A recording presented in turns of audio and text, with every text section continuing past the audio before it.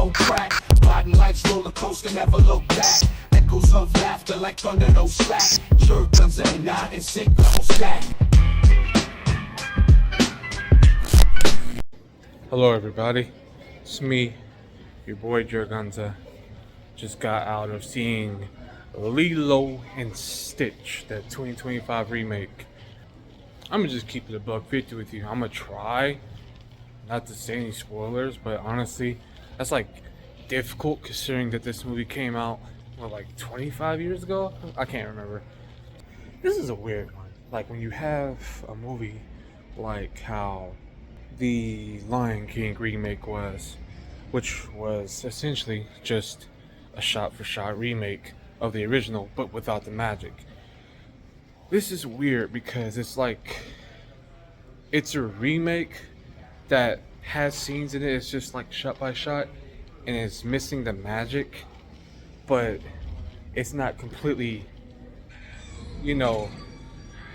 terrible. I'll put it like this: the beginning scene where we get to see Stitch from the first movie, where he's like his creation, the doctor who created him and all that, and then like him escaping from the first movie, that took like I think that whole time span of the first movie took about at least 10 to 15 minutes to get through. They get through it within 5 minutes on this movie. 5 minutes it took them to get through that. It was like, it felt very rushed at the beginning. Very rushed. Like they were just like, we need her to get to the show on the boat. Like we need to get to the stuff that we want to get to. And that's the complaint I have, that some things just feel rushed. There are certain aspects in here that I feel like they did differently, so it's not just a shot-by-shot remake on most things, so that you can still enjoy it.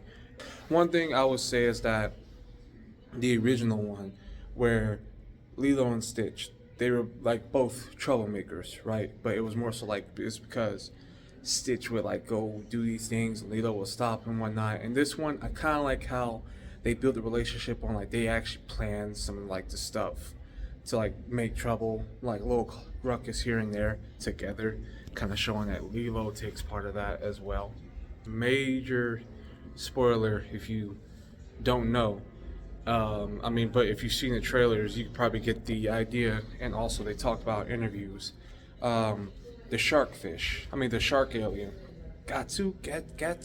It's been so long since I've seen the original. But the real big shark fish, who was like the main guy, the protagonist for the most part, right? Well, antagonist, right? And he's not in this film. Due to his absence of not being in the film, they use a different character who to kind of take his spot, so to say, as far as like who's the real villain here. It's a character that is from the original movie, but they kind of villainized him a little bit more. I'm not going to tell you who. They just went a little bit. They went not even a little bit. They kind of went more in a different route than what the original was, on how it ended and what this character's fate was. What's up? And then like all that. So the thing is, some people might not like it. I think a lot of people are not going to like it. Some people are going to be like, I'm okay with it. And I think I'm only okay. One of the main grips I have is that certain things I feel like that didn't need to be changed, they changed it and tried to do something different with it. And it kind of just felt like it had lesser of an impact than I think what they wanted. And the main thing, like I said, is that if you've watched the trailers, the two aliens whose names I cannot remember for the life of me, who goes to try to retrieve Stitch, the disguises that they had throughout the original movie where they kept changing, that doesn't happen. Instead, they use the cheap route so they don't have to do CGI. And they basically just have them played by Zach Galifianakis, however you say his name, and I don't know the other guy's name. And for almost the entirety of the movie, they're in that clone disguise for almost the entirety of the movie. The entirety, damn near. And just when you think that they're going to go back to just like showing, hey, they know they're aliens. They don't need to show them as like the holograms anymore.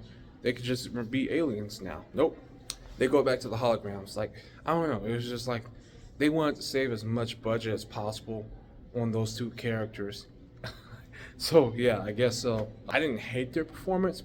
I think they did well with what they were given, especially Zach Galifianakis, how you say his name.